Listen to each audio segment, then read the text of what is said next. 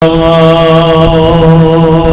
الشيطان الرجيم. بسم الله الرحمن الرحيم. الحمد لله رب العالمين. الصلاة والسلام على سيدنا ونبينا وحبيب قلوبنا وطبيب نفوسنا بالقاسم محمد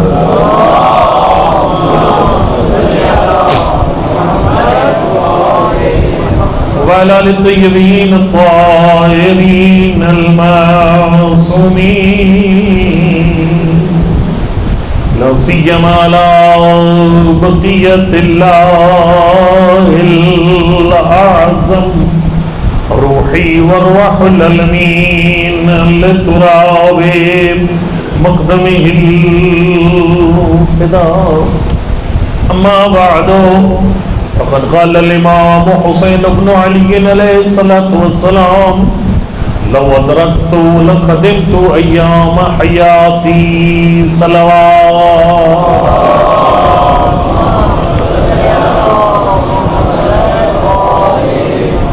نعرہ تکبیر، نعرہ رسالت، نعرہ حیدری، نعرہ حیدری پر محمد علی بیت محمد صلوات پر.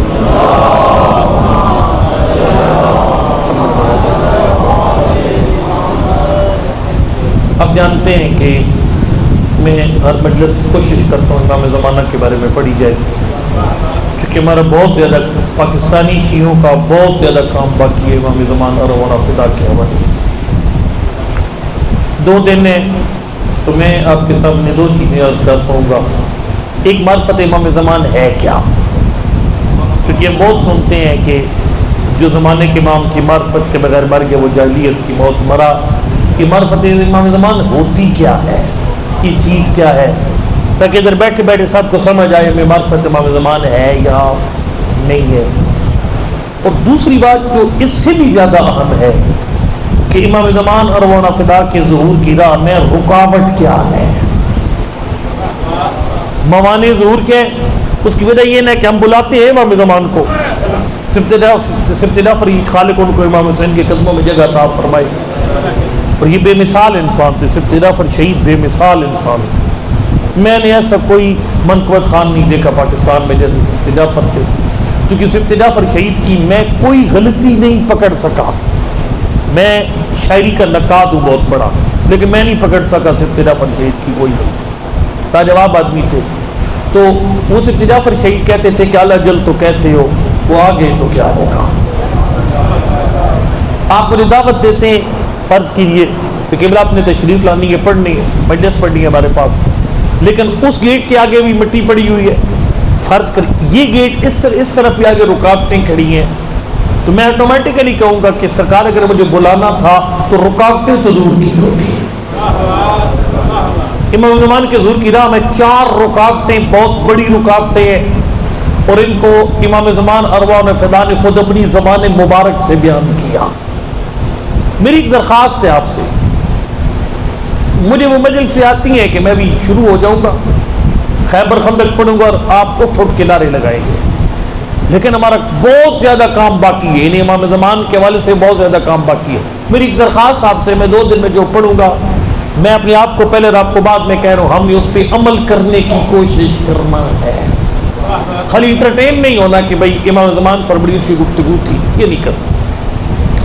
معرفت امام زمان ہے کیا، اس میں ایک اس کا فیض یہ ہے معرفت امام زمان کا کہ ائمہ علیہ السلام کی زبان سے امام زمان کی عظمت پہچانی جائے. یعنی امام زمان کی اہمیت کیا ہے ایک، اور دوسرا پھر یہ ہے کہ خود ائمہ کی زبان سے پوچھا جائے کہ مولا معرفت امام زمان ہوتی کیا ہے. میں پہلے آپ کو یہ عرض کروں کہ امام زمان کی اہمیت کیا ہے. ایک میں نے رائے دی ہے اس پہ کس حد تک عمل ہوتا ہے میں دیتا رہوں گا, مجھے کوئی پریشانی نہیں ہے. میں ہر مجلس میں کہوں گا, بار بار کہوں گا, جتنے بانیان ہیں, جتنے سامعین ہیں, آپ کی ذمہ داریوں میں شامل ہے. میں اپنی ذاتی بات نہیں کرتا, یہ کہ مجھے اتنی داد کی طلب ہی کو نہیں ہوتی, میں اپنی ذات کی بات نہیں کرتا. میں کہتا ہوں آپ مسجد شاہ نجف کا وہ ماحول بنائیں. یعنی یہ وہ ایک حدیث ہے کہ جب حارث حمدانی آئے تھے نا مولا کائنات کے پاس, یعنی چوتھی پانچویں دفعہ حضرت کے دروازے پہ دخل باب کیا, تو سرکار نے فرمایا ما جاب کا یا حارث حمدانی, اتنی شدید گرمی میں یہ پانچویں دفعہ تو میرے دروازے پر تو نے کون سی چیز لائی؟ اس نے کہا حبو کا یا علی, یا علی آپ کی محبت اٹھا کے لے آئی, آپ کی محبت اٹھا کر, سمجھ آ رہی ہے نا آپ کو, آواز پہنچ رہی ہے سب, آپ کی محبت اٹھا کے لے گئی ہے. کائنات کے امیر نے فرمایا ہار ان کنت صادقا, اے حارث حمدانی اگر تو دعوے محبت میں سچا ہے, انا آتی کا اذا بلغت ہا ہونا, جب تیری سانس یہاں پہنچے گی علی تیرے سرا میں ہوگا. دوسرا سرکار نے فرمایا اندہ صراط, جب پل صراط پہ قدم ڈگمگائیں گے علی تیرا ہاتھ تھامے گا. تیسرا فرمایا اندل حوض, جب پیاسا ہو کے حوض کوثر پہ پہنچے گا, سرکار فرماتے علی کوثر کے جام سے تجھے سیراب فرمائیں گے. لیکن فرمائے ان کنت صادقا, اگر تو دعوی محبت میں سچا ہے. دعوی محبت کی سچائی ہے کیا بلا؟ علماء فرماتے ہیں دعوی محبت کی سچائی یہ ہے خالی زبان سے نہ کہے, اگر محبت کی راہ میں خرچ کرنا پڑے تو کچھ خرچ بھی کرنا, رائے محبت میں خرچہ کر. خود آپ کا 2 روزہ یہ فرض کے لیے بھی مسلسل مجالس کا انعقاد, اس پہ آپ کا خرچ کرنا, یہ امام حسین کا گھر بن رہا ہے, خدا کا گھر بن رہا ہے, اس پہ آپ کا دامے دل میں سخن خرچہ کرنا, یہ خرچہ کرنا بتاتا ہے کہ دعوے محبت میں سچے ہیں. ایک بندہ کربلا پہنچ جاتا ہے جیلوں پر, یا پورا کوشش پوری کرتا ہے کہ میں جیلوں پہ کربلا پہنچوں, یہ اس کا کوشش کرنا بتاتا ہے یہ دعوی محبت میں سچا ہے. محبت کی صداقت سچ وہ خرچہ مانگتی ہے, وہ زبان کا خرچہ ہے, وہ مال کا خرچہ. آپ کہتے ہیں مجھے نبی کی سچی بیٹی سے ہمیں محبت ہے, بی بی فرماتی ہے اگر مجھ سے محبت ہے, بی بی فرماتی ہے وَجَعَلَ زَكَاةً النِّمَانِ فِي الرِّزْقِ, فرمایا میں بطول کے کہنے پر اپنی سال کی بچت کا 5واں حصہ امام کا حق ادا کر, میری اولاد کا حق ادا کر, میں بطول تجھے ضمانت دیتی ہوں خمس ادا کرنے سے رزق بڑھے گا, کام نہیں ہوگا. ایک بندہ دختر پیغمبر کی گارنٹی پر خمس ادا کر دیتا ہے, زکات واجب کی زکات نکال دیتا ہے, اس کا یہ خرچہ کرنا بتاتا ہے دعوی محبت میں سچا ہے. یہ ہمارے ماتمی جوان جو اپنی جانیں خطرے میں ڈال کر گرمی سردی کی پرواہ کیے بغیر چوک پہ آ کر حسین حسین کرتے ہیں, ان کا یہ خرچہ بتاتا ہے یہ دعوی محبت میں سچے ہیں. زبان کا خرچہ, اس کو جو ہماری روایات میں نصرت اہل بیت کے نام سے تعبیر کیا گیا ہے کہ یہ بندہ ہمارا ناصر ہے. ابن ابن عبید جو ہے نا یہ چیف جسٹس تھا عراق کا, اور ہشام بن حکم یہ چھٹے امام کا شاگرد ہے.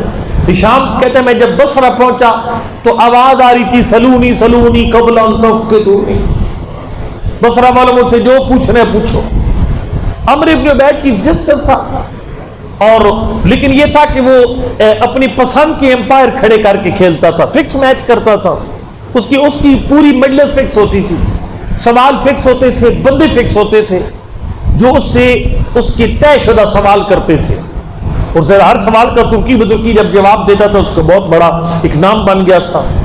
ہشام کہتا ہے میں نے کہا یہ دعوت علی کے بچوں کو دیتا ہے, علی کے علاوہ کون کہہ رہا ہے کہ مجھ سے جو سمجھ آ رہی ہے کوئی نہیں آ رہی, یہ کون کہہ رہا ہے مجھ سے جو پوچھنے پوچھو. وہ کہتے ہیں میں آگے گیا نہ تھا, تو ہشام کہتے ہیں میں اپنے پنجوں کے بل کھڑا, یعنی بیٹھا تھا پنجوں کے بل, یعنی تیاری کی حالت میں. آپ کو پتہ ہے جہاں پر دشمن دلیل سے جواب نہ دے وہ پھر گولی چلاتا ہے. تو سمجھ آ رہی ہے کوئی؟ تھوڑا سارے لاؤ میرے ساتھ, تھوڑا زیادہ.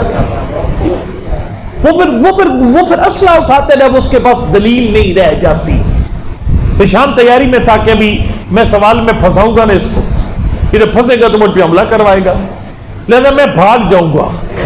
ایسے پنجوں کے بال بیٹھا ہوا تھا، جس طرح مطلب کئی بندے گیٹ کے پاس بیٹھتے ہیں، بھائی ہم اگر مولانا کی باتیں پسند نہیں تو ہم رکھو چکر ہو جائیں گے. وہ پنجوں کے بال بیٹھا تھا تو اس نے ایک سوال کیا، سوال آپ کے بچوں کو بھی یاد ہے، مولانا نے کئی دفعہ بیان کیا ہوگا. اس نے کہا کہ تیری آنکھیں ہیں. اس نے کہا یہ کون سا سوال ہے، تو اتنے بڑے علامہ سے پوچھ رہے آنکھیں ہیں. بولے کہ میں سادہ سا بندوں، میرے سوال ایسے، آنکھوں سے کیا کرتے، رنگ دیکھتا ہوں. زبان ہے، زبان سے کیا کرتا، ذائقے چکھتا ہوں. کان ہے، کانوں سے سریلی بے سری آوازیں سنتا ہوں. ناک ہے، ناک سے اسمیل سنتا ہوں. ہاتھوں سے چیزیں اٹھاتا ہوں اور میں ٹچ کر کے چیک کر لیتا ہوں، کھردری ہے، سخت ہے، نرم ہے، گرم ہے. اس لیے اس کام کے پاؤں ہے، پاؤں سے کیا کرتا ہے، کرتے کرتے آخر میں کہا تیرا دل ہے. اس نے کہا دل ہے. اس نے کہا جب اللہ نے تجھے دیکھنے کے لیے آنکھیں دی تھی، 5 آرگنز ہے نا آپ کو، یعنی جو انسان کے علم کا ذریعہ یہ 5 حواس ہے.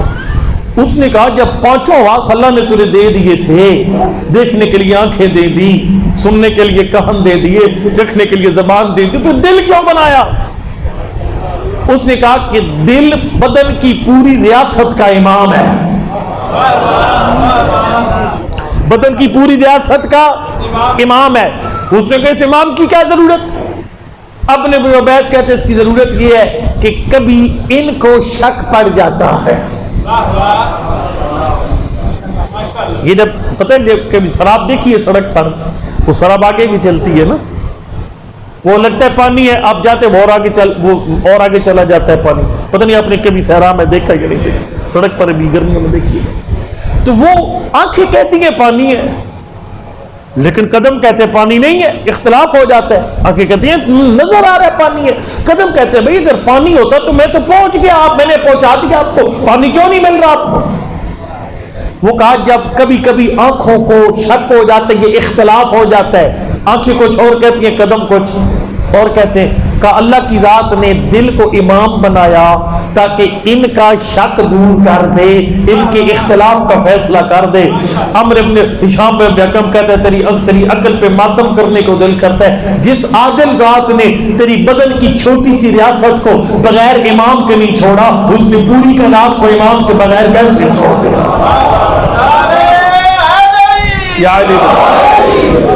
بر ہشام نے اس کو شکست دی. البتہ انہوں نے مارا کوئی نہیں، خالی ایک سوال کیا. اس نے کہا کہ تو کون ہے؟ تو ہشام تو نہیں ہے؟ اس نے کہا میں تو ہشام ہوں. تو نے سمجھا کیسے؟ اس نے کہا یہ بدھ والے دن جمعہ پڑھنے والی قوم ہے. ان کو کیا پتہ یہ سوال ایسے کہاں سے بنا سکتے ہیں؟ میں سمجھ گیا تھا یہ سوال یہ جعفر صادق کر سکتے ہیں، جعفر صادق کا کچھ شاگرد کر سکتا. وہ جب واپس آیا امام علیہ السلام کی بارگاہ میں، سرکار اٹھے اپنے مقام سے، ہشام کے استقبال کیا.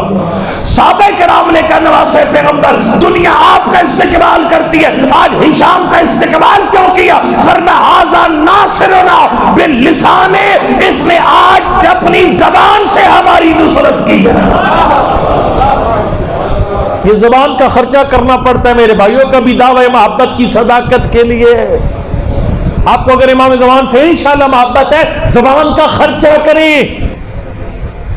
زبان کا خرچہ کریں.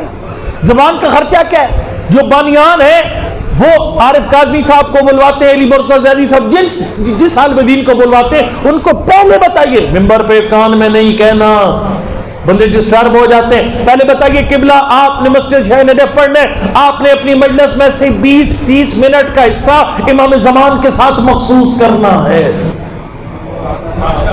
اصل جو انتظامیہ یہاں کی پہچان بنا دے اپنی مسجد کی، اس مسجد میں آنے والے ہر خطیب نے اپنی مجلس کا تیسرا حصہ امام زمان کے ساتھ مخصوص کرنا ہے. اور پھر مجمع ایسا مسجد شاہ نجف کا اپنی زبان سے امام زمان کی نصرت کریں، اپنی محبت کے دعوے کی سچائی کی دلیل دے.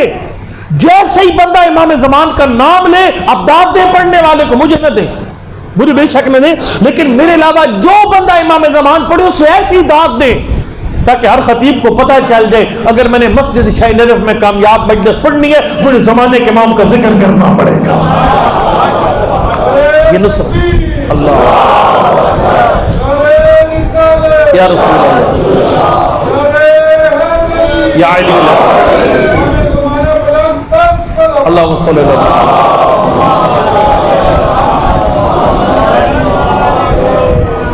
میرا اپنی آئندہ مجلس سے خطرے میں ڈال کر امام زمان کا ذکر چھیڑنا یہ خود ایک نصرت اہل بیت ہے. آپ کا اس پہ بولنا نصرت اہل بیت ہے.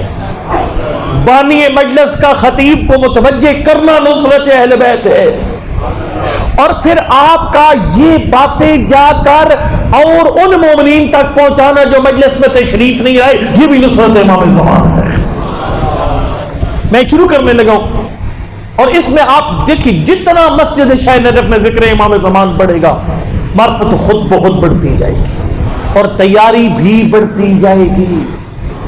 میں ایک جملہ یہ پڑھتا ہوں، اور یہ میرے خیال پہلی دفعہ پڑھ رہا ہوں. وہ جملہ یہ، بندے نے پوچھا تھا 8ویں حجت خدا سے مولا متا یظہر منکم القائم، آپ کا بارواں کب آئے گا؟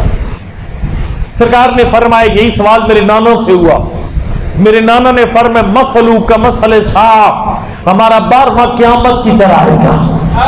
فرمایا قیامت بھی ایک دم اچانک آئے گی، ہمارا بارواں ایک دم اچانک آ جائے گا. اب میں آپ کو ایک مثال دینے لگا ہوں. میں کیوں کہتا ہوں یہ ہر جگہ امام زمان، ہر مجلس امام زمان، کیوں؟ اس لیے کہتا ہوں. دیکھیے اگر آپ کو میرا ٹائم پتہ ہے کہ انہوں نے سمجھے کو 7:30 پونے 8 بجے آنا ہے، آپ میری تیاری سے حساب سے کریں گے.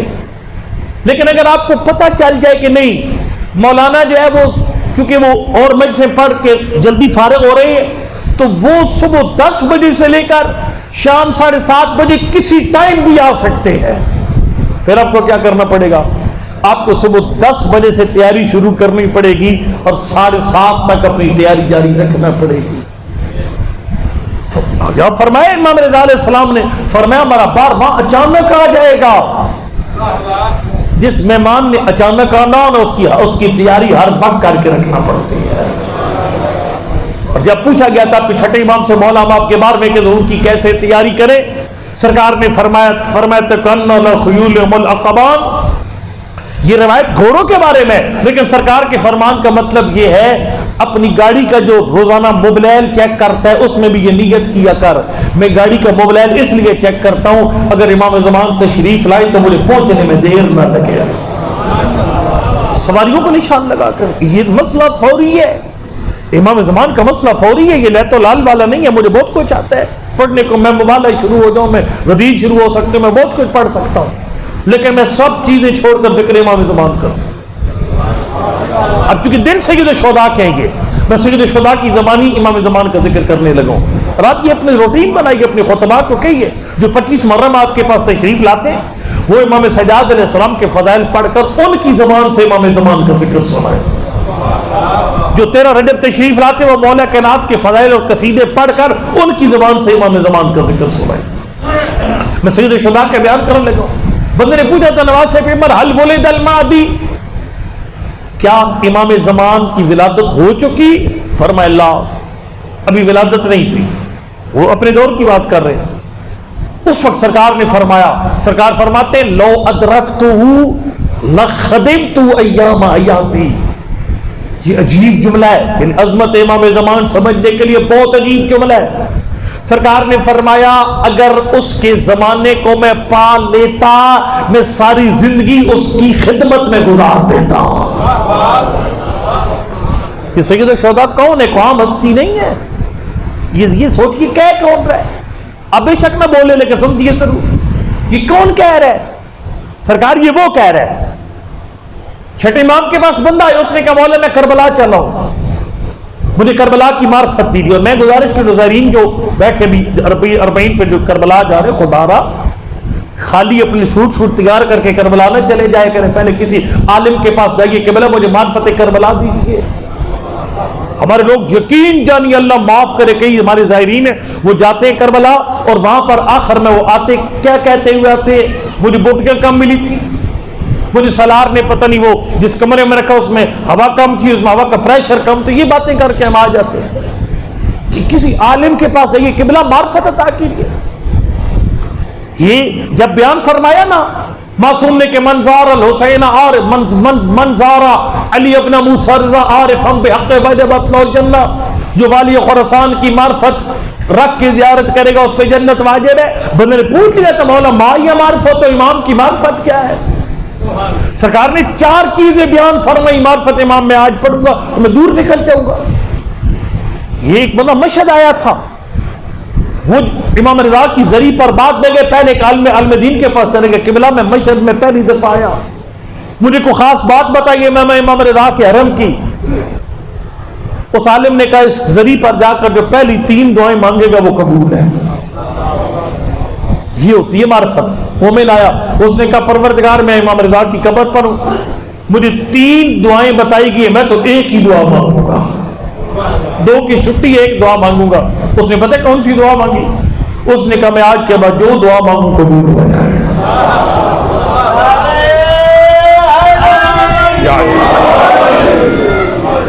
پر جی میری درخواست ہے بن معرفت نہ جائیے، مل گئی جا کر کسی عالم دین کو پوچھ کے جا کر کہ قبلہ میں کربلا چلا ہوں، کربلا کی خاص بات۔ سید الشہداء اور ائمہ کے اصحاب آتے تھے ائمہ کے پاس، مولا میں کربلا جا رہا ہوں، مجھے کربلا کا تعارف کروائیے۔ بندہ آیا چھٹے امام کے پاس، مولا میں کربلا جا رہا ہوں، کربلا کا تعارف کروائیے۔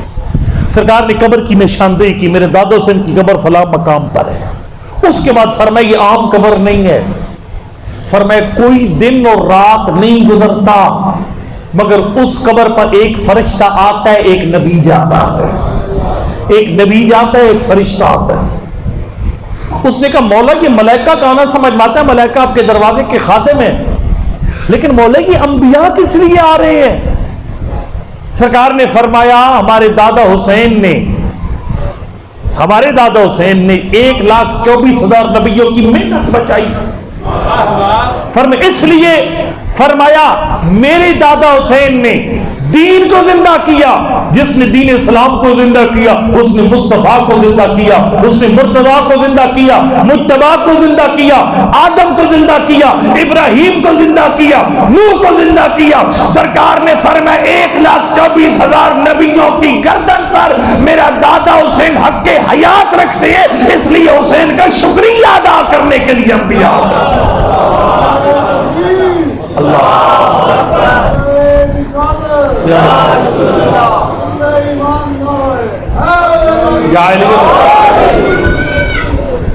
وہ مولا حسین جو انبیاء کی گردن پر حق کے حیات رکھتے ہیں، وہ فرماتے ہیں کہ لو ادرکت لخدمت ایام حیاتی، اگر اللہ مجھے اس کا زمانہ عطا فرماتا میں اس کی خدمت میں زندگی گزار دیتا۔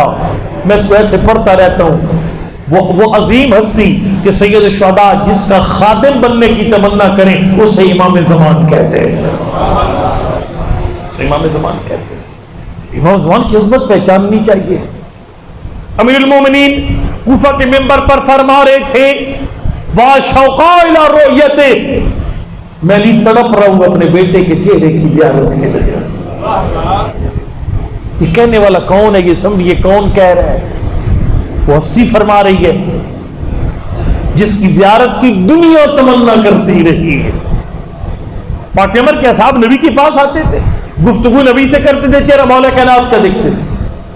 کہنے والے نے کہا یہ آداب محفل کے خلاف ہے، جس سے بات کرتے ہیں اسی کا چہرہ دیکھتے ہیں۔ اس بندے نے کہا میں بات نبی سے کرتا ہوں لیکن علی کا چہرہ دیکھ کر اپنی نامہ اعمال میں عبادت لکھوا لیتا ہوں۔ اور وہ جو سبت جعفر شہید نے کہا کہ غسل میت نہ کہنا، میرے غسل کوٹ لے ملبوس کو مت کفن نام دو، میں چلا ہوں علی سے ملاقات کو جس کی تھی آرزو میں گھڑی آ گئی۔ اس کو آیت اللہ اصفہانی نے ایک اور رنگ میں بیان کیا، بہت بڑے مجتہد آیت اللہ اصفہانی، آیت اللہ خوئی کے استاد، آیت اللہ باجت کے استاد، وہ فارسی کے قصیدے کے اندر فرماتے ہیں اے کہ گفتی من یمت یرانی، مولا میں نے جب سے یہ بات سنی ہے ہر مرنے والا آپ کے چہرے کی زیارت کرتا ہے، اے کاش ہزار بار ببی رمم ببی نمم، میرا دل کرتے اللہ مجھے مارے پھر زندہ کرے، پھر مارے پھر زندہ کرے، اللہ مجھے 1000 بار مار کر 1000 بار زندہ کرے، میں 1000 بار علی کے چہرے کی زیارت کروں۔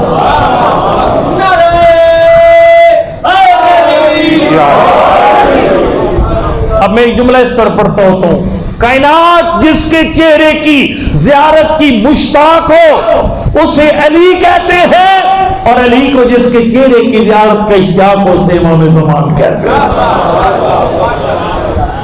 یا امام المنتظر الرجل الرجل، یا امام المنتظر الرجل الرجل، یا امام المنتقم الرجل الرجل، نعرہ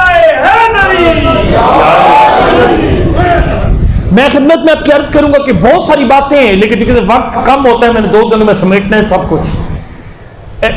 ایک فیض امام زمان ارواح فدا کی معرفت کا یہ ہے کہ حضرت کے منتظرین کا مقام پہچانا جائے. اس زمانے میں جینے کی عظمت کیا بتائیے مسئلہ. 2 حدیثیں بڑی لاجواب ہے. ایک حدیث میں فرمایا من ہانت لنفسہ فلا ترجو خیرا، جو اپنا مرتبہ نہیں جانتا اس سے خیر کی توقع نہ رکھے. دوسرا فرمایا من کرمت علیہ نفس لم یعن بالشہوات، فرمایا جو اپنا مرتبہ جانتا ہو وہ خواہشات نفسانی کے بدلے میں اپنے آپ کو ذلیل نہیں کرتا. اسے پتہ ہوتا ہے میری قیمت کیا ہے. اپنی قیمت نہیں جانتا خیر کی توقع نہ رکھ. اپنی قدر و قیمت جانتا ہے یہ بندہ اپنے آپ کو ذلیل نہیں ہونے دیتا. ایک امام زمان کے اس ریت بن کر جینا اس کی عظمت کیا ہے. میرا رب کا مقام، ہمیں کئی چیزوں سے ہمارا مقام مانے ہوتا ہے. میں مثال دیتا ہوں. اب میں آیا، آپ نے میری اتنی عزت کی، رسپیکٹ کی اتنی. اچھا دیہات میں جاتے ہیں تو دیہاتی لوگ گھٹنوں پہ ان کے ہاتھ بھی آ جاتے ہیں. مجھے اس کی خواہش کو نہیں، ویسے میں بات کر رہا ہوں. اچھا وہ ہم جاتے ہیں، یقین جانیے وہ لوگ ادھر قطار بنا کے کھڑے ہوتے ہیں جیسے کسی قوم کا لیڈر آ گیا. حالانکہ کوئی لیڈری کا شوق کی کوئی ہے، ٹھیک ہے. لیکن میں آپ کو عرض کروں گا کہ یہ اتنی عظمت، یہ اتنا جو مقام اور عزت آپ دیتے ہیں، یہ عزت اور اس مقام کا ادراک ہمیں کئی گناہوں سے بچا لیتا ہے.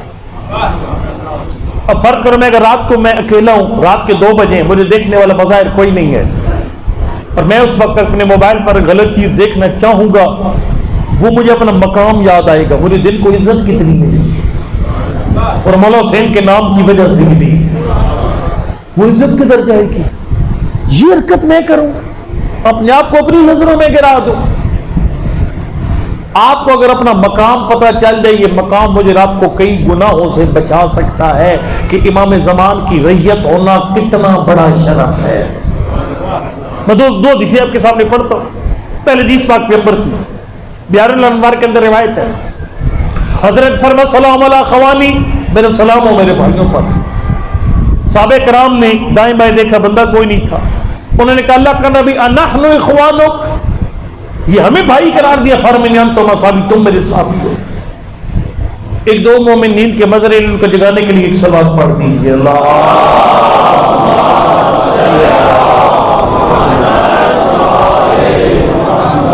مولا یہ ہم بھائی ہیں. فرمایا انتم اصحابی، تم میرے صحابی ہو.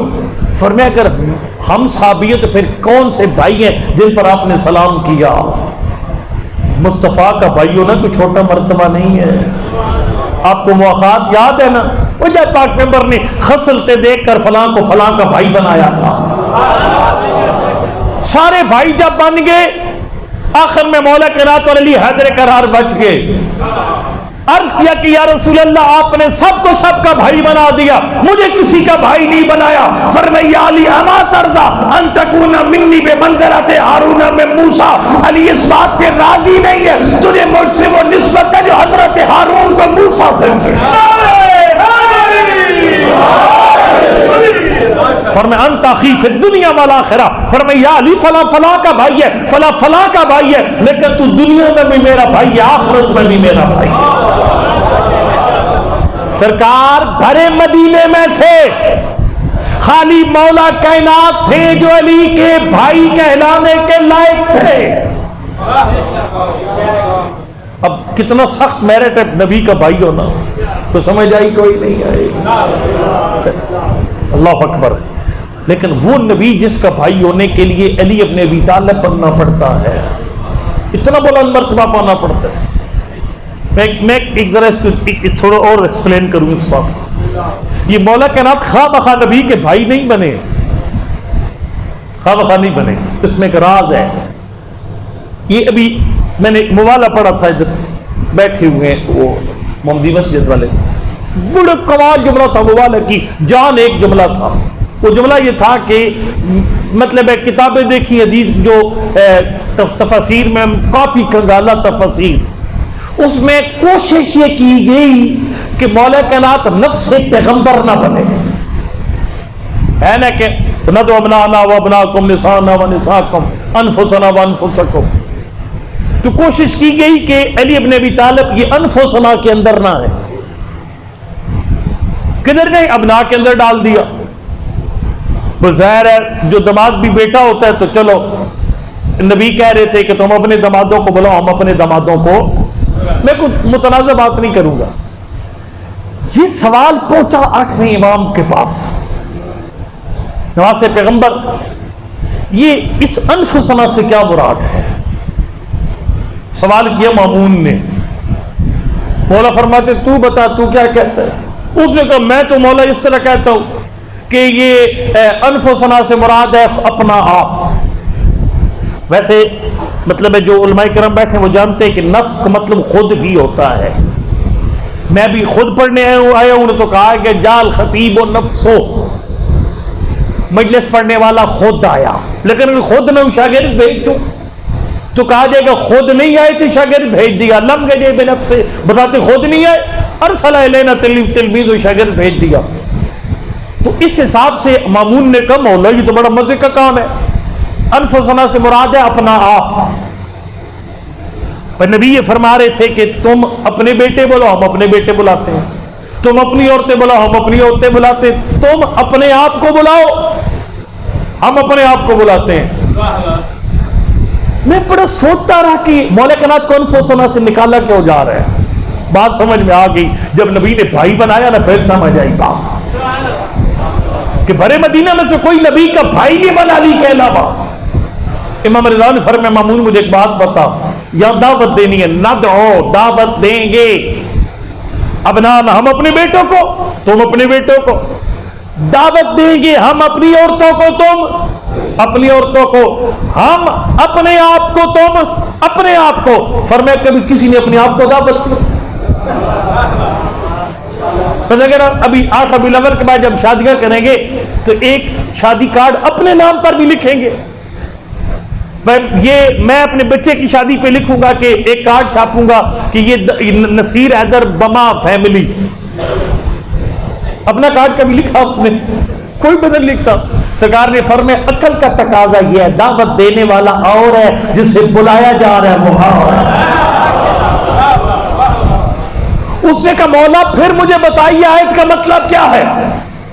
سرکار نے فرمایا آیت کا مطلب یہ ہوگا، یا نفس کا مطلب ہوگا ہو بہو. یار میں میری بات سمجھیے گا. فرض کیجیے آپ مجھے کہتے ہیں قبلہ آپ مجلس پڑھیے پرسوں، میں پرسوں میرے پر ٹائم نہیں ہے تو قبلہ مہربانی کرے آ جائیے. فرض کیجیے مثال ہے کوئی ٹائم کی سیٹنگ نہیں بنی کراچی کمپنی والوں کے ساتھ، ٹھیک ہے آپ مہربانی کرے آپ ہمیں ایک مجلس اور پڑھ دیں. میں کہوں گا بھائی میں تو نہیں آؤں گا، لیکن ایسا شاگرد بھیجوں گا آپ کو لگے گا میں ہی ہوں. کو نہیں سمجھ آئی؟ آپ کو لگے گا میں ہی ہوں. سمجھیے میں ہی ہوں، یعنی میں خود نہیں آؤں گا، وہ بھیجوں گا جو ہو بہو میری طرح. امام رضا نے فرمایا آیت کا مطلب یہ نہیں ہے تم اپنے آپ کو بلاؤ ہم اپنے آپ کو. آیت کا مطلب ہے تم انہیں بلاؤ جو تم جیسے، میں اسے بلاتا ہوں جو مجھ جیسا.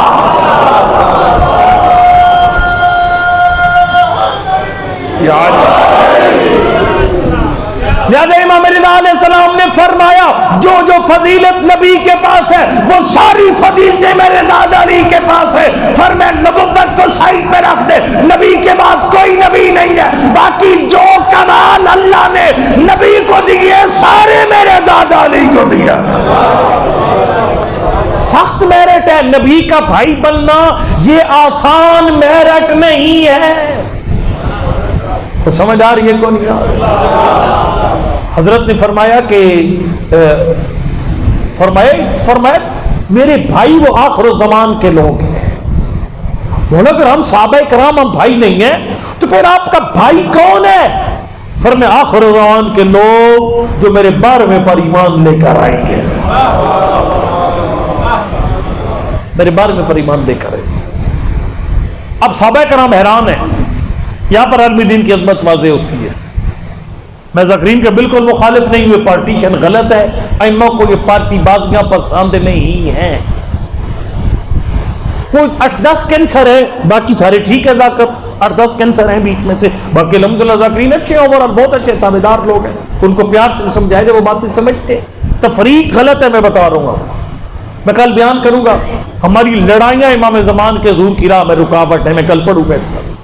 ہمارے تنازعات یہ امام زمان کے ظہور کی راہ میں رکاوٹ ہے۔ جو بندہ قوم کو تقسیم کرتا جا رہا ہے وہ امام زمان کے راستے میں پتھر پھینکتا جا رہا ہے۔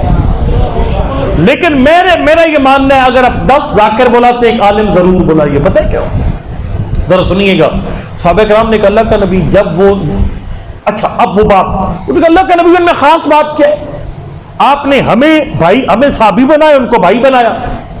سرکار نے فرمایا تم مجھ پر ایمان لائے، مجھے خود اپنی آنکھوں کے سامنے دیکھا، میرے ہاتھوں پر انگریزوں نے کلمہ پڑھا، درخت زمین کا سینہ چیر کر میری رسالت کی گواہی دی، میرے بعد میرا علی ٹھوکر مار کر حکم خدا سے مردہ جگائے گا، انگلی کی اشارے سے ڈوبا ہوا سورج پلٹائے گا، میرا حسن مجتبیٰ تم اسے امام مانو گے، وہ مرد کو حکم خدا سے عورت بنا دے گا، تو میرے سجاد کو امام مانو گے، میرا سجاد حکم خدا سے ہاتھ کے دھول کو زمرد و یاقوت بنا دے گا۔ سرکار نے فرمایا ہمارے معجزے دیکھ کر ہم پر ایمان لانا اور ہے، لیکن زمانے کے امام کو دیکھے بغیر ایمان لانا اور ہے۔ یا علی زمانے کے امام کو دیکھے بغیر ایمان لانا اور۔ اب وہ سماج جس کی وجہ سے میں نے کہا 10 ذاکر بلائیے لیکن ایک عالم دین بلائیے، لیکن عالم دین خالی وہ نہیں جو 4 نعرے لگوا کر سائیڈ مار جائے، وہ عالم دین کے ذمے لگائیے۔ قبلہ آپ واحد عالم ہے، باقی سب ذاکرین ہیں، وہ مولا کے مدح خان ہے، وہ سلام پڑھیں گے، منقبت دوڑے قصیدے پڑھیں گے۔ قبلہ آپ کے ذمے ایک ہی مضمون ہے، ذکر امام زمان سنانا۔ میں کیوں کہہ رہا ہوں؟ اس لیے کہہ رہا ہوں صحابہ کرام نے کہا اللہ کا نبی جب وہ نہ امام دیکھیں گے نہ امام کا معجزہ دیکھیں گے تو پھر مسجد شاہ نجف والے جو ہے وہ آپ کے بھائی کیسے بن جائیں گے؟ ان کا پھر عقیدہ کدھر سے آئے گا؟ ہم آپ پر ایمان لائے معجزے دیکھ کر، آپ کے وہ امام کا معجزہ نہیں دیکھیں گے، امام کو نہیں دیکھیں گے، ایمان کدھر سے آئے گا؟ عقیدہ کہاں سے آئے گا؟ فرمایا ایمانہم من السواد الی البیاض، فرمایا وہ کاغذ کی سیاہی دیکھ کر ایمان لے آئے گا۔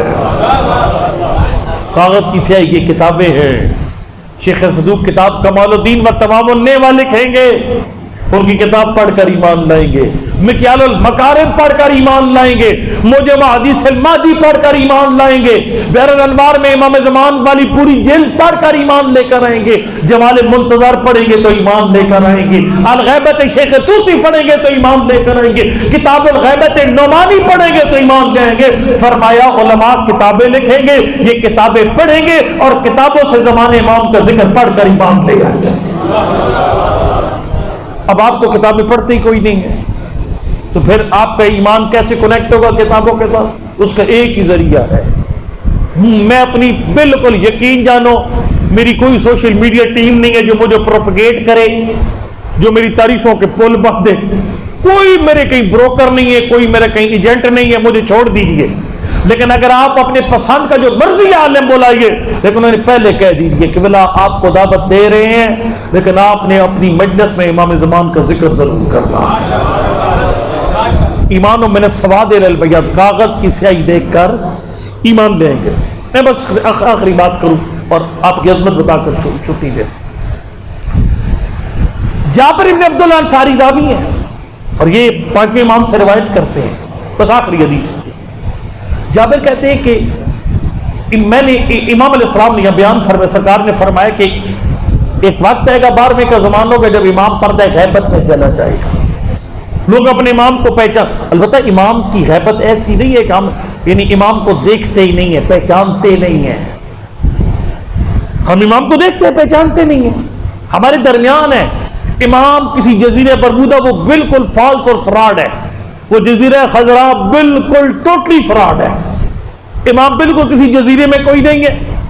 آپ جوائد اٹھائیے وہاں لکھا ہوا اب رضوا غیر امزیت ہوا، مولا آپ پتہ نہیں مکہ میں مدینہ میں، آپ کربلا میں نجف میں مشہد میں، آپ کاظمین میں، مجھے نہیں معلوم کس مقام پر ہے، یا آپ اس میں پڑھتے بنفسی انت من مغیب لم یخلو منا، میری جان آپ پہ قربان ہو جائے، آپ وہ غائب ہیں جو ہمارے درمیان ہی ہے، ہم ان کو یعنی بطور امام زمان کئی دفعہ دیکھا ہے لیکن بطور امام زمان پہچانتے نہیں ہے. میں کئی دفعہ جاتا ہوں فرض کر مارکیٹ گیا نا تو بندہ مجھے پاس سے گزر جاتا ہے, میں یونیفارم کے بغیر ہوتا ہوں, پھر وہ کچھ دیر بعد پھر آتا ہے, وہ کہتا ہے جی آپ کا نام نصیر احمد. اچھا قبلہ صاحب آپ ہیں, میں نے آپ کو معافی چاہتا ہوں پہچاننا نہیں تھا, آپ کو یونیفارم میں دیکھا بغیر یونیفارم کے نہیں پہچان سکی. امام زمان کی غیبت بھی ایسی ہے, یعنی امام زمان ہمارے درمیان ہے لیکن لوگ پہچانتے نہیں امام زمان ہے ہمارے درمیان. ایک صلوات پڑھے محمد علی بیت محمد کی ذات پہ.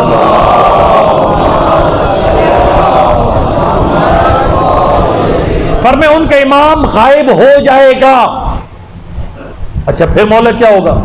سرکار فرماتے ہیں اس کی غیبت کے دور میں سب سے مشکل کام ہوگا عقیدے پہ ثابت قدم رہنا,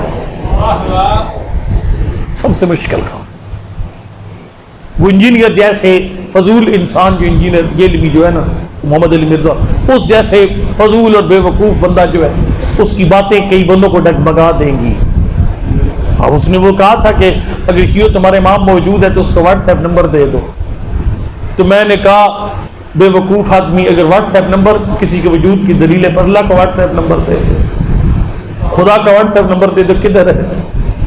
حضرت اسرائیل کا واٹس ایپ نمبر دے دے, حضرت خضر کا واٹس ایپ نمبر دے دے, حضرت عیسیٰ کا واٹس ایپ نمبر دے دو. یہ مشکل ہے, یعنی غیبت کے دور میں عقیدے پر ثابت قدمی مشکل ہے. میں اب روایت پڑھ رہا تھا جس میں سید الشہداء فرماتے ہیں کہ ان القائم علی امرہ بعد التکذیب فی زمن غیبت کالمجاہد فی سبیل اللہ بین یدی رسول اللہ. فرمائے جو بندہ لوگوں کے تانے سن کر بھی بار میں سے عقیدہ نہیں ہٹائے گا اسے میرے نانا کے قدموں میں شہادت پانے کا اعزاز ملے گا. اپنا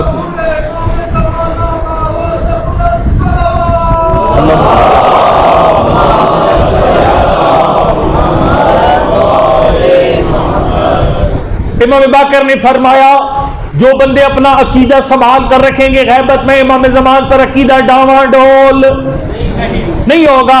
سرکار فرماتے ہیں ان کا ثواب کا کم ترین درجہ یہ ہے ان ینادیہم ربہم جل جلالہ, ان کا پروردگار انہیں خطاب کرے گا عبادی و امائی, میری کنیزو میرے بندو, انتم عبادی و امائی حقا, تم سچ مچ میری کنیزے اور میرے بندے ہو. خاص بات ہے آواز ہے کہ صدقتم بغیبی و آمنتم بسری, فرمائے تم ایمان کو دیکھے بغیر ایمان لائے ہو, تم سچ مچ میری کنیزے اور میں رب کے بندے ہو. بکم اسقا عباد الغیث, اللہ فرماتا ہے کہ میں جو بارش برساتا ہوں تمہاری وجہ سے برساتا ہوں. لکم اغفر, میں جسے بخشتا ہوں تمہاری وجہ سے. انی لا ادفع عنہم البلاء بکم, فرمائے یہ مہدی کو ماننے والوں کی وجہ سے میں کائنات سے بلائیں ٹالتا ہوں. لولاکم لانزلت علیہم عذابی, اللہ فرماتے ہیں کہ میرا عذاب رکا ہوئے کائنات پر یہ لوگوں کی وجہ سے نہیں ہے تمہاری وجہ سے ہے. یہ امام پر عقیدے کا کم ترین درجہ ہے. جابر نے آخری بات کی, جابر نے کہا کہ مولا فما یستعملہ المؤمن فی ذلک الزمان, اس عصر غیبت میں مومن کا وظیفہ اور ذمہ داری کیا ہے؟ سرکار نے دو جملے فرمائے. سب سے پہلی ذمہ داری لزوم البیت, بے مقصد بازاروں میں نہ جاؤ. بازار میں خواہ مخواہ جائے گا نا, بغیر کام کے بازار جائے گا, حرام کا ارتکاب کرے گا, حرام کا ارتکاب کرے گا. فرمایا تیری ایک نگاہ حرام اس کی غیبت کو 40 دن طویل کر دے گی. بے مقصد بازار نہ جاؤ, منع کیا معصوم نے خواہ مخواہ ٹائم پاس کرنے. ٹائم پاس کیوں کرنے بازار گئے؟ آپ کے پاس مولا حسین کا ذکر ہے, وہ ذکر امام حسین سنیے. آپ قرآن پڑھیے, زیارت عاشورہ پڑھیے, زیارت وارثہ پڑھ گئے. آپ بازار میں لینے کیا جاتے؟ بے مقصد بازار نہ جاؤ. لزوم البیت, بے مقصد بازار نہ جاؤ. سرکار نے فرمایا. یاد رکھیے گا ہمارے گناہ امام زمان کی غیبت میں طول کا سبب ہے. میں کل انشاءاللہ پڑھوں گا, سوئے کوئی نہیں, میں آخری جملہ پڑھنے لگا. کل میں نے پڑھنا ہے امام زمان تک ایک بندہ پہنچا تھا, اور جب پہنچا تو امام کا جو قاصد تھا جو اس کو لے کر جا رہا تھا، کتاب کے اندر روایت موجود ہے، تو اس نے کہا کہ تو چاہتا کہ، اس نے کہا میں امام غائب چاہتا ہوں، کہا امام غائب نہیں ہے، بل جنہ سوء اعمالکم، فرمایا اسے پردے میں چھپا رکھا ہے تمہارے برے اعمال ہے۔ بے مقصد گھر سے باہر نہ نکل، گناہ میں غرق ہوگا، تیرے گناہ امام کی غیبت کو تو وہ تولا نہیں کرے گا۔ اور پھر فرمایا کف حفظ اللسان، سرکار نے فرمایا غیبت کے دور میں دوسرا جو بڑا کام آپ کے ذمہ ہے، اپنی زبان پہ قابو پانا۔ میرے رب کی گالم گلوچ ہماری فضولیات امام زمان کی غیبت کو تولا نہیں کرتی ہیں، امام کا دل دکھاتی ہیں۔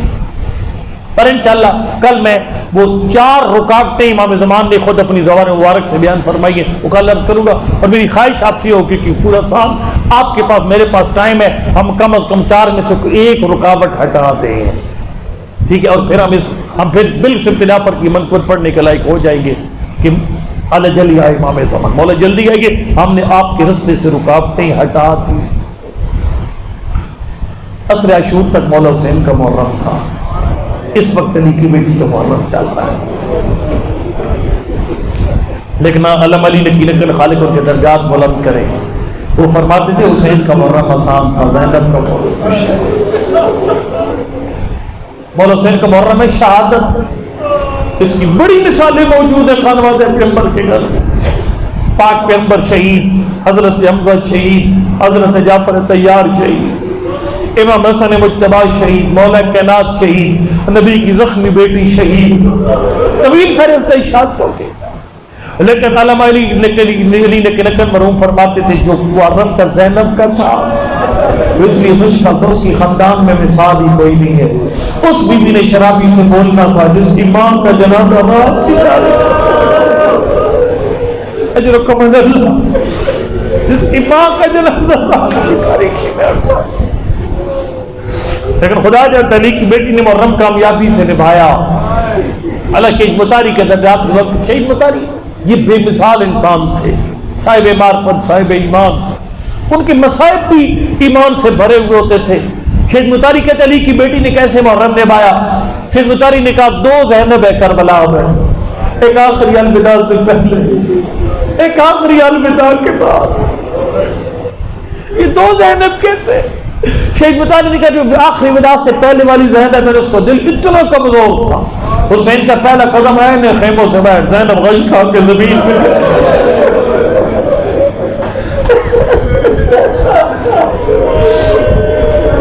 امام حسین نے مڑ کر ایک جملہ ارشاد فرمایا زینب بن حوصلہ، فرمایا میرا سجاد بیمار ہے، تو غافلہ سلام ہے،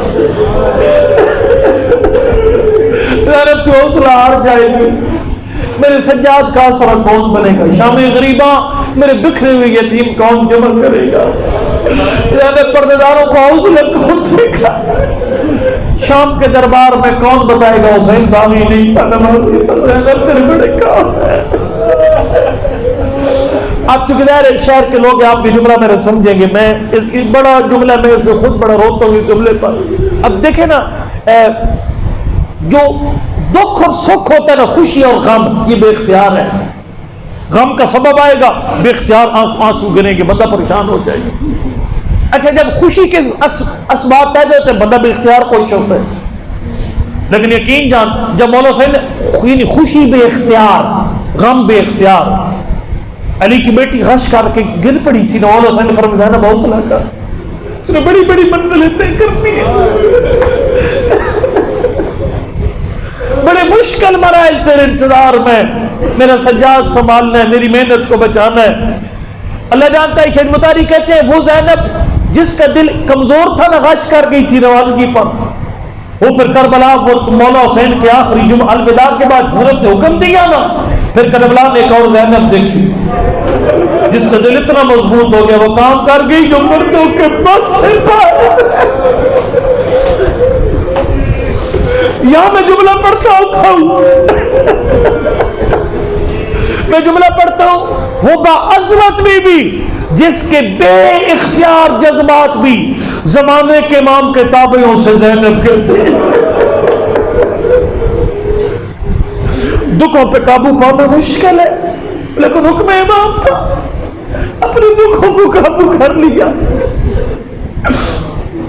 کربلا 10 یعنی امام کے آخری وداع کے بعد ایک اور زینب دیکھی گئی، ایک مصر کی رائٹر ہے، بنت شاطی اس کا نام ہے، اس نے کتاب لکھی دوسرے پیغمبر کے بارے میں، نام نہیں دیا کتاب کا، آخر میں نام دینے لگی، بڑا سوچا میں کیا نام دوں اس کو کتاب کو، لیکن جب بی بی کا کردار دیکھا نا سر عاشور کے بعد تو ایک جملہ اس کا نام ٹائٹل یہ دیا، بطلہ تو کربلا، اس مطلب ہے کربلا کی شیر دل خاتون،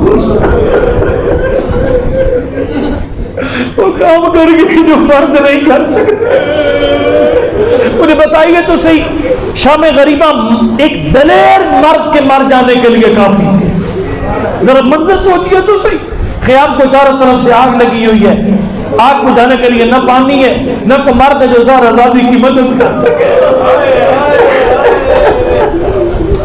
چھوٹے چھوٹے یتیم بچے صحرائے کربلا میں ایسے بکھر گئے جیسے تسبیح کا دھاگا ٹوٹ کے دانے بکھر جاتے ہیں، بھائیوں کے لاشیں میں کفن پڑے ہوئے، اللہ اکبر۔ حمید بن مسلم کہتا ہے میں نے عجیب منظر دیکھا، ایک پردہ دار بی بی آج کے شولوں کے قریب آتی، پھر پیچھے قدم ہٹا لیتی، لیکن کہتا ہے میں سوچ میں پڑا ہوا تو یہ بی بی کرے گی کیا، لیکن کہا میں نے عجیب منظر دیکھا، بی بی آگ میں کود گئی، کہا میں سوچ میں پڑا ہوا تھا جل کے مر جائے گی بی بی، لیکن تھوڑی دیر کے بعد وہی پردہ دار باہر نکلی، لیکن حالت عجیب تھی، کمر جھکی ہوئی تھی، اپنی پشت پر ایک بیمار کو اٹھا کے لا رہی تھی، زبان حال سے کہہ رہی تھی حسین تو نے جوانوں کے لاشیں اٹھائے، تیری زینب تیرا سجاد بچا کے لے،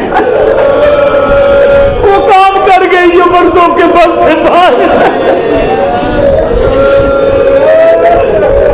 میں کون سی منزل پڑھوں لی کی بیٹی کی معلوم کہ آپ کا امتحان نہیں لیتا، مشکل تھی شام غریبہ علی کی بیٹی کے لیے، مشکل تھی شام غریبہ، اللہ اکبر، یتیم اکٹھے کیے۔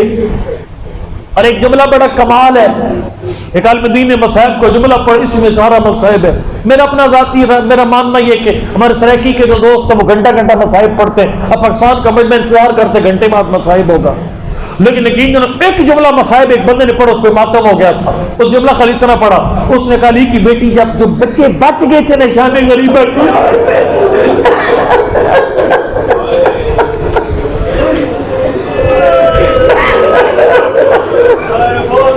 ساری پردہ دار بیویاں بچے ہوئے یتیم ایک جگہ بٹھا کرنا، علی کی بیٹی ایک ایک پردہ دار کی سے پوچھتی تھے تیرے بچے پورے ہیں؟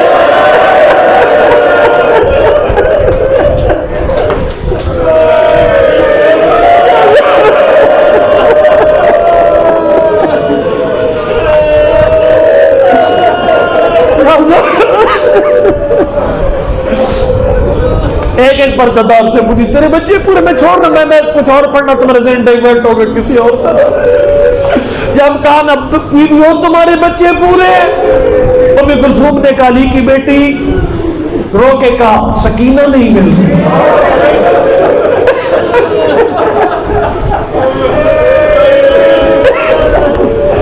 رات کا برقع سر پہ کر کے علی کی دونوں بیٹیاں صحرا میں سکینہ سکینہ کی آوازیں دیتے ہوئے چل پڑی، منظر کیا دیکھا، پتھروں کے ڈھیر ہے، سکینہ منہ رکھ کے سوئی پڑی۔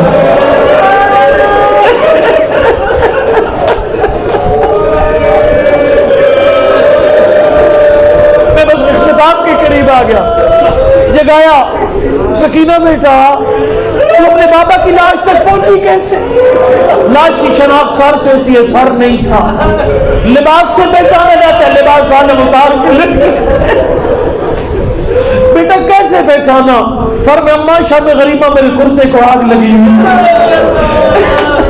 میں بابا بابا کر کے دوڑ رہی تھی، پتھروں کے ڈھیر سے آواز آئی الیہ الیہ یا میرے سینے کا سکون، سکینہ تیرا بابا کب سے میری راہیں میری۔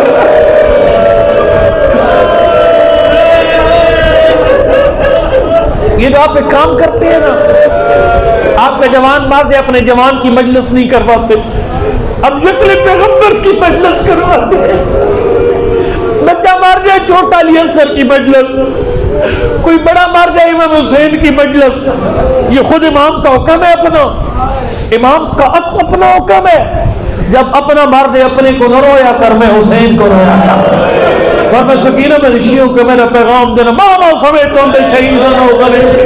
جب تمہیں پتہ لگے نا کوئی مر گیا، کوئی مارا گیا، شہید ہو گیا، کوئی مسافر مر گیا، فرمایا اس مرحوم کا نہ رونا، میں حسین کی حرمت پہ لوں۔ ماما ان شرب تو پاؤس وزن فضبرونی، جب بھی ٹھنڈا پانی پینا میری پیاس کا یاد کرنا۔ سکینہ بیٹا میرے شیعوں کو میرا خاص پیغام دینا مسجد ہے نجف والوں کو۔ بابا کون سا پیغام ہے؟ فرمایا شیعتی علیکم تم فی یوم عاشورا، وہ میرے شیعوں 10 محرم کربلا ہوتے جميعا تنظرونی، میری غربت کا منظر دیکھتے، کیفاس تسکیل طفلی، میں نے اصغر کو ہاتھوں پہ اٹھا کے پانی کا سوال کیسے کیا۔ میں ختم کر دیا بس۔ سکینہ بیٹی کو ساتھ لائے، بٹھا دیے سارے یتیم، اور پھر پردلی کی بیٹی نے ایک ایک بچے کو سلایا، جو بچے بچ گئے تھے۔ منظر اپنے ذہن میں بنا، میں ختم کر رہا ہوں۔ جب سارے بچے سلا چکی علی کی بیٹی، دور سے روشنی نظر آئی جو قریب آ رہی تھی۔ روایت پڑھی علامہ سید محمد یار شاہ صاحب اللہ مقامہ نے، بس یہ منظر بنائیے ذہن میں، وہ کون تھا جو روشنی میں آ رہا تھا، اور پھر زینب کبریٰ نے اس کا استقبال کیسے کیا۔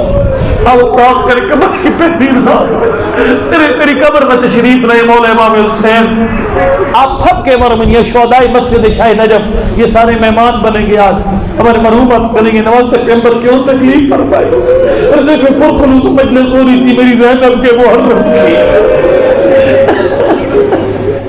آخر مجلس سب نے مل کر میری زینب کی غربت پہ سلام کیا، میری شام کی تھکی ہوئی بہنوں پہ سلام کیا۔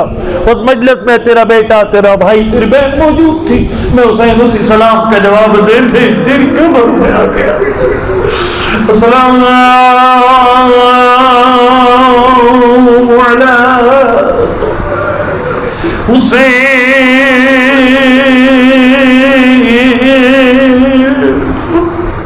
وعلی علی ابن خدا شاہد ہے، میں یہ سلام مجلس بنانے کے لیے نہیں پڑھتا، اپنے رو لیا میں صاحب ہو گیا، لیکن اس لیے پڑھتا ہوں۔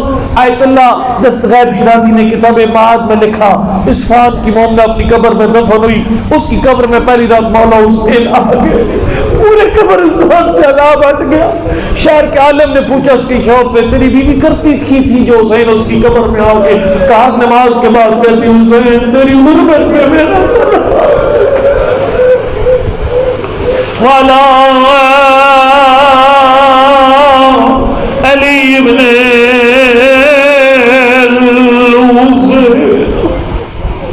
والا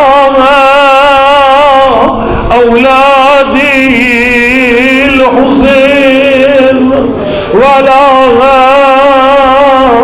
اخواتی الحسین۔ اللہ اکبر۔ بی بی کہتی ہے فضا کون ہے جو روشنی لے کر ہمارے قافلے کے قریب آوے؟ فرمایا فضا جا کر کہہ دے اگر کوئی لوٹنے والا ہے میرے پاس کچھ باقی نہیں بچا، میں نے بھائی کے یتیم بڑے مشکل سے سلائے ہیں، واپس چلا جاؤ۔ اللہ اکبر۔ اللہ کہتے تھوڑی دیر کے بعد فضا روتی واپس آئی، علی کی بیٹی لوٹنے والا کوئی نہیں ہے، کون ہے؟ فرمایا ہور کی زوجہ پانی کے جام لے کر فرمایا نہیں فضا میں پانی نہیں پی سکتی، میرا حسین پیاسا مارا گیا، میرا عباس پیاسا مارا گیا، میرا اکبر پیاسا مارا گیا، میں پانی نہیں پی سکتی۔ اللہ جاتا ہے زوجہ ہو رہی مولا سجاد کے بعد، مولا آپ اپنی پھوپھی کو درخواست کریں، مرنے والوں کے ساتھ مار کوئی نہیں جاتا۔ آپ تھک نہیں جاتے، میرے دو جملے باقی بات کے، آپ کی پھوپھی پانی کیوں نہیں پیتی؟ مولا سجاد نے فرمایا پھوپھی اماں پانی پی نہ پی تیری مرضی، لیکن اماں میری انگلیوں کے درمیان دوسرے پیغمبر نے منظر دیکھا، فرمایا سجاد جلدی کر پانی کا جام میرے حوالے کر۔ فرمایا پھوپھی اماں کیا دیکھا؟ فرمایا حوض کوثر کا کنارے حسن جام اٹھا کے کھڑے ہیں، زہرا کے ہاتھ میں کوثر کا جام، علی منتیں کر رہے ہیں، نانا منتیں کر رہے ہیں۔ حسین کہتے ہیں جب تک میری زینب پانی نہیں پیے گی میں پانی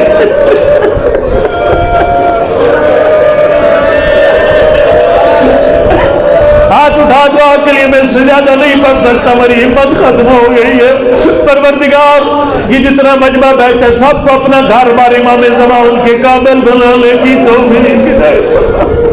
پروردگار ایک مومن کا جو آپریشن ہوئے اس کے علاوہ جو مومن مریض ہے میرا مالک، خاص طور پر اس مومن کا نام میرے سامنے پروردگار، ساجد حسین صاحب میرا مالک، مناز صاحب میرا مالک، ان سمیت جتنے مومنین و مومنات بیمار ہیں، گھر میں یہ بستر بیماری پر، وینٹیلیٹر پر، جس میں کام پر بھی ہے، سب کو شفا کاملہ راجل العظیم پروردگار ان روتیاں کو کے سال کربلا کا جہنم نصیب میرا مالک، اس بارگاہ کو بنانے والوں کی طبیعت خیر میں رفع فرما، اس بارگاہ کو جلد جلد جلد بھائی تکمیل تک پہنچا، اس امام زمان کے ظہور تک قائم و دائم فرما، آخری جملہ شرم نہ کر اللہ۔ میرا مالک مجھے نہیں پتا کون سا مومن اولاد مانگنے آیا، مجھے نہیں پتا کون سا مومن بیمار کی شفا مانگنے آیا، میرا مالک کسی مومن کو خالی یاد نہ اٹھا، تو اس وقت کا واسطہ جب پانی کا جام اٹھا کر زینب نے کسی کو ڈھونڈنا شروع کر دیا، نگاہ پڑی، فرمائے سکینہ بیٹا میرے قریب آ، جب سکینہ قریب آئی فرمائے سکینہ پہلے تو پانی پی، فرمائے پھوپھی اماں پہلے آپ کیوں نہیں پیتی، فرمائے میرے نانا کی شریعت کا مسئلہ ہے، جو چیز مشکل سے ملتی ہے سب سے پہلے چھوٹے بچوں کو لیے آتی ہے۔ یہ جملہ سنا سکینہ پانی کا جام اٹھا کے مقتل کی طرف چل پڑی، فرمایا سکینہ کدھر جا رہی ہے، فرمایا پھوپھی اماں میرا اصغر مجھ سے بھی زیادہ چھوٹا، میں اصغر کی قبر پہ جا کے کہوں گی اٹھ میرا پیاسا لال سکینہ پانی